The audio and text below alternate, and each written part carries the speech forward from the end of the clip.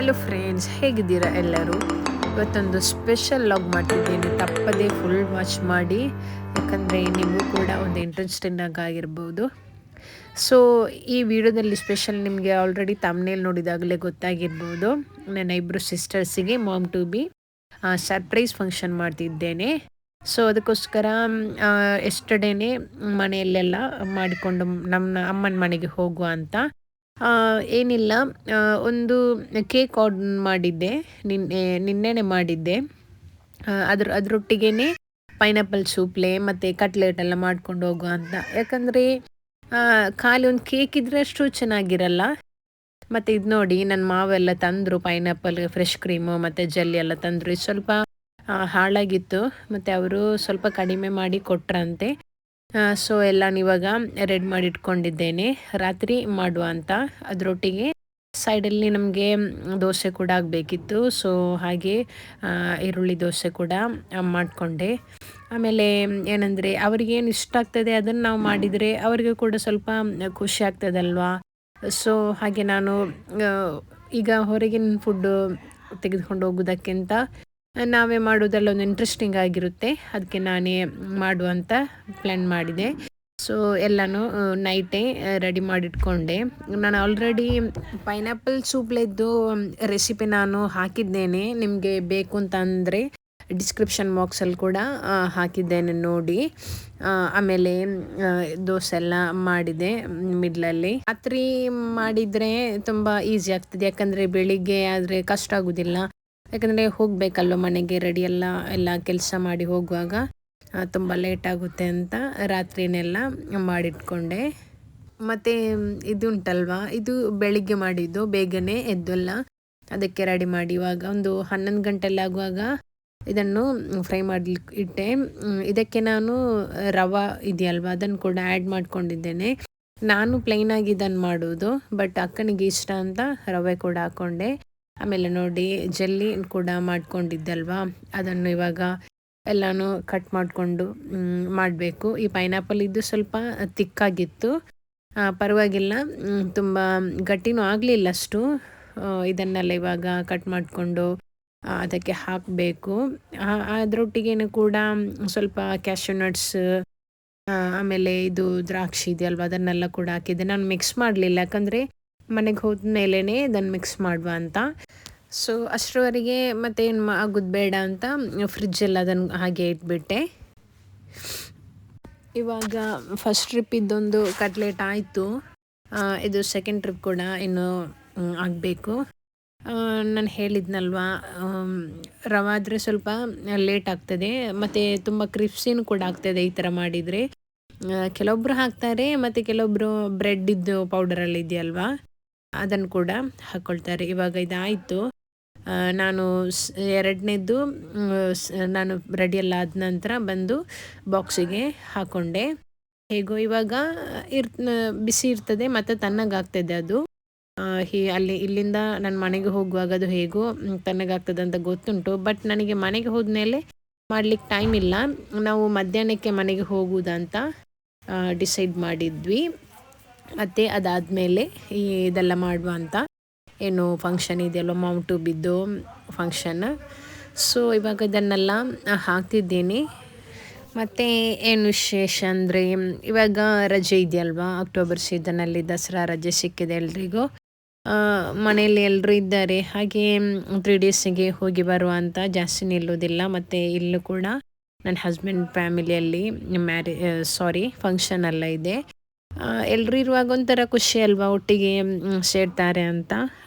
So ಎಲ್ಲರೂ ಬಂದಿದ್ದಾರೆ, ಅಕ್ಕ ಅಣ್ಣ ಕೂಡ, ಅಪ್ಪ ಕೂಡ ಹಾಗೆ ಕರಿತಿದ್ರು ಒಮ್ಮೆ ಬಂದು ಹೋಗು ಅಂತ.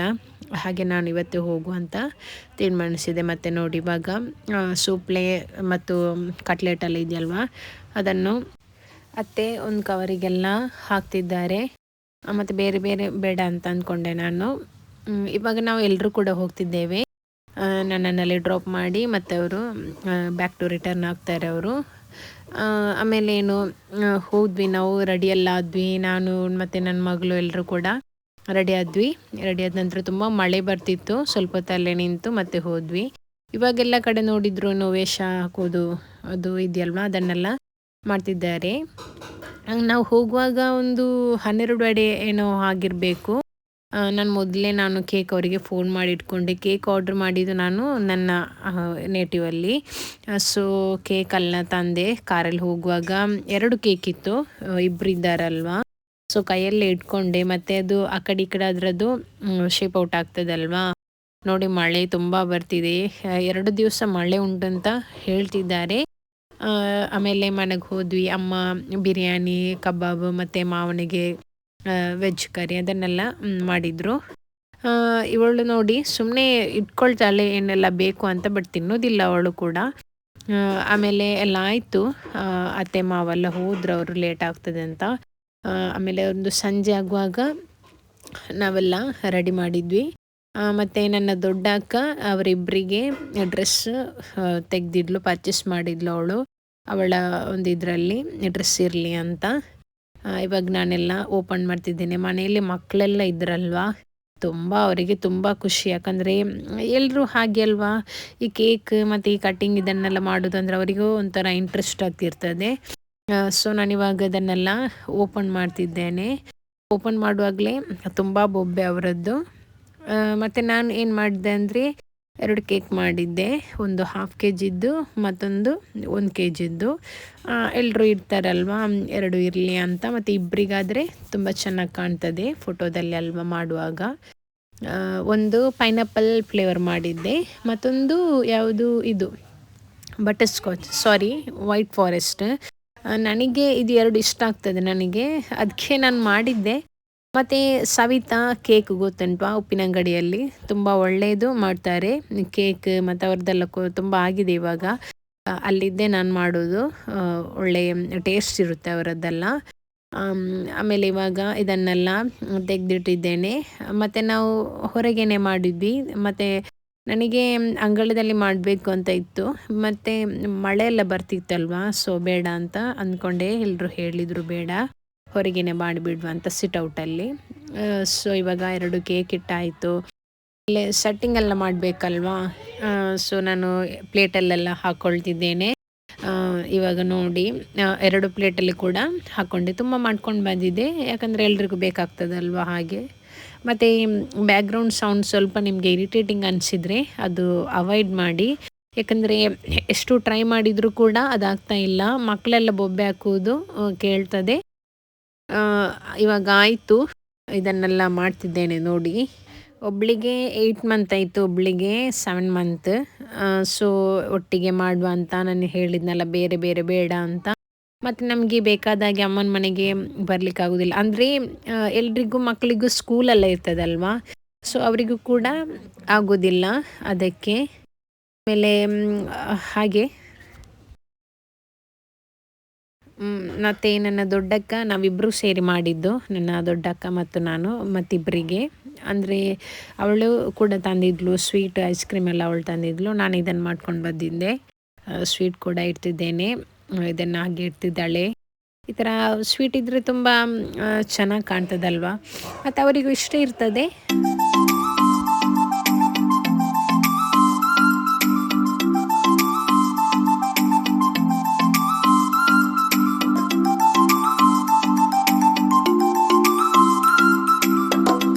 ಇದೆಲ್ಲ ಆದ ನಂತರ ಒಟ್ಟಿಗೆ ಒಂಥರ ವೆರೈಟಿಯಲ್ಲಿ ವೀಡಿಯೋ ಎಲ್ಲ ಮಾಡುವ ಅಂತ ನಾನು ಬೇರೆ ವೀಡಿಯೋ ಹಾಕಿದ್ದೇನೆ. ಮಕ್ಕಳಲ್ಲೆಲ್ಲ ಈ ಥರ ಒಂದೊಂದು ಐಟಮ್ಸ್ ಎಲ್ಲ ಇಟ್ಟೆ. ಸ್ವೀಟ್ಸ್, ಬನಾನಾ ಚಿಪ್ಸ್, ಕಟ್ಲೆಟ್ ಮತ್ತು ಬಿರಿಯಾನಿ ಇತ್ತಲ್ವ, ಮತ್ತು ಸೂಪ್ಲೆ ಕೂಡ ಇಟ್ಟಿದ್ದೇನೆ ನೋಡಿ. ಆ ರೆಡ್ ಕಲರಲ್ಲಿ ಇಟ್ಟವಳು ಅದು ಸೂಪ್ಲೆ.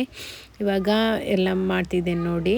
ಇದು ಆ್ಯಕ್ಚುಲಿ ನಾನು ಬ್ಲರ್ ಮಾಡ್ತಿದ್ದೇನೆ, ಯಾಕಂದರೆ ಯಾರಿಗಷ್ಟು ಇಷ್ಟ ಆಗೋದಿಲ್ಲ ಇದನ್ನೆಲ್ಲ ನೋಡೋದು.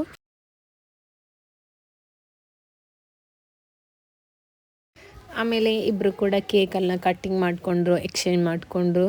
ತುಂಬ ಖುಷಿಯಾಯಿತು, ನಮಗೂ ಖುಷಿಯಾಯಿತು, ಅವರಿಗೂ ಕೂಡ ಖುಷಿಯಾಯಿತು. ಯಾಕಂದರೆ ಯಾವುದಾದ್ರೂ ಒಂದು ಚಿಕ್ಕ ಫಂಕ್ಷನ್ ಆದರೂ, ಚಿಕ್ಕ ವಿಷಯ ಆದರೂ ಅದರಲ್ಲಿ ಒಂದು ಮಾಡುವುದು ತುಂಬ ನಮಗೆ ಆಮೇಲೆ ಅನಿಸ್ತದೆ. ಮತ್ತೇನು ಗೊತ್ತಾ, ಇದನ್ನು ಮಾಡುವುದಲ್ಲ ಮತ್ತು ಇದನ್ನು ಹಂಚೋದಿದೆಯಲ್ಲ, ಅದು ತುಂಬ ಕಷ್ಟ. ಯಾಕಂದರೆ ಮಕ್ಕಳು ಅಂತ ಅಂದಮೇಲೆ ಗೊತ್ತುಂಟಲ್ವ ನಿಮಗೆ, ಅವರಿಗೆ ಕೊಡಬೇಕು, ಅದು ಬೇಕು ಇದು ಬೇಕು ಅಂತೆಲ್ಲ ಹೇಳ್ತಿರ್ತಾರೆ. ತುಂಬ ಜಾಲಿ ಆಗ್ತಿತ್ತು. ಮತ್ತು 2 ಕೇಕನ್ನು ಕೂಡ ಸೇಮ್ ಆಗಿ ಅವಳು ಹಂಚ್ತಿದ್ಲು. ಆಮೇಲೆ ಎಲ್ಲನೂ ಆಯಿತು. ಮತ್ತು ಸೂಪ್ಲೆ ಹಾಗೆ ಎಲ್ರಿಗೂ ಇಷ್ಟ ಆಯಿತು ಅಂತ ಹೇಳಿದರು. ಮತ್ತು ಅಪ್ಪನಿಗೆ ತುಂಬ ಇಷ್ಟ, ನನಗೆ ತುಂಬ, ಅದಕ್ಕೆ ಜಾಸ್ತಿನೇ ಮಾಡ್ಕೊಂಡು ಬಂದೆ. ನೋಡಿ ಎಲ್ಲರೂ ಪ್ಲೇಟ್ ತೋರಿಸ್ತಿದ್ದಾರೆ.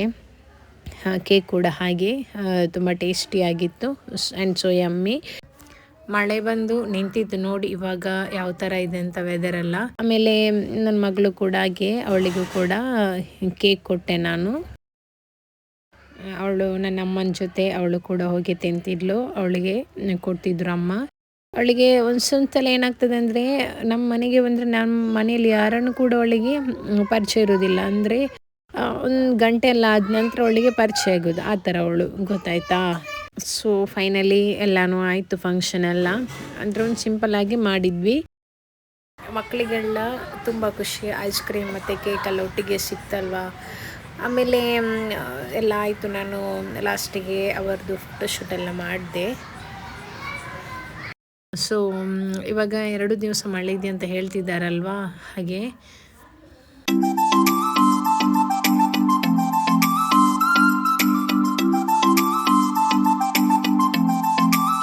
ಆಮೇಲೆ ನೈಟ್ ಅಣ್ಣ ಬಂದಿದ್ದ. ಅವನು ಬರುವಾಗ ಫುಡ್ಡೆಲ್ಲ ತಂದಿದ್ದ, ಅಲ್ಲಿ ಅವನಿಗೆ ಸಿಕ್ಕಿತ್ತಂತೆ.